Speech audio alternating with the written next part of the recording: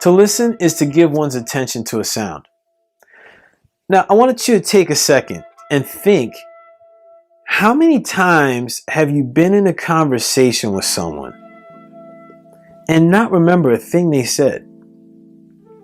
This is a practice that I'm working, or that I work on constantly, because it gives me an opportunity to be aware of where I am in the present moment and where I am with another in the present moment.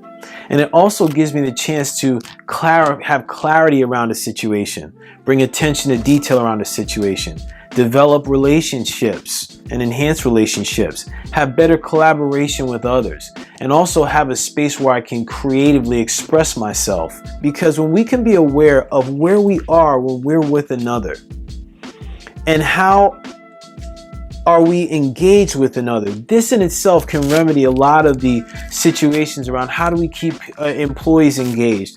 How do we get the most out of an employee? Listen to them. And most can listen to someone, but are they truly hearing them?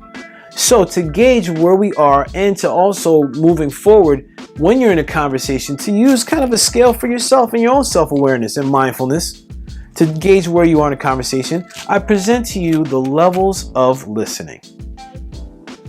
Level -1. I don't care what you have to say. I'm most likely going to crosstalk, be distracted, look at other things, wave to other folks while I'm talking to you. You know I'm not listening to you at all, right? Level 0. I'm barely listening to you. Right, yes, yeah, sure, right, yeah. I'm actually waiting for you to stop talking so I can say what I have to say, and then move on with my day. Mindfulness moment. If you find that you want to soapbox or interrupt this person, chances are you're in level 0. Level 1. Can't believe they're doing such a thing. I would never do something like that. That is ridiculous. Right. Level 1 mindfulness tip. If you find yourself wanting to soapbox here, interrupt, give advice, try to convert them, or state your convictions, or convince them of something, or think that put them in a wrong place and you in the right, chances are you're in level 1. Level 2. When we start to work towards that level 2 and have this empathy and want to know more, come from a place of curiosity, tell me more about that. What was that like for you? Then we can truly bring humanity back to the workplace. So, what was your experience with the different levels? Can you relate to some of them? Have you been on one end or the other of all the different levels? What did it feel like for you if you were talking to someone that was at a level 0 or -1 compared to talking to someone that was at a level 2?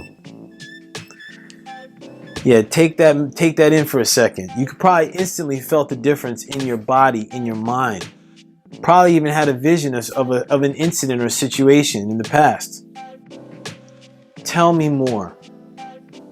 Just stating and saying, tell me more, can help you become an active listener. Now, when you really are engaged in the conversation, it may sound something like, tell me more about how you did.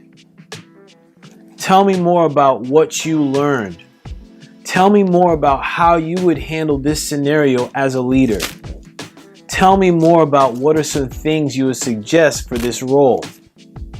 There are a lot of ways that we can engage in a conversation, be able to step outside of the filter of our judgment and story and thoughts, and be able to engage completely with another, and be able to share knowledge, share wisdom, collaborate, create, and be empathetic of another.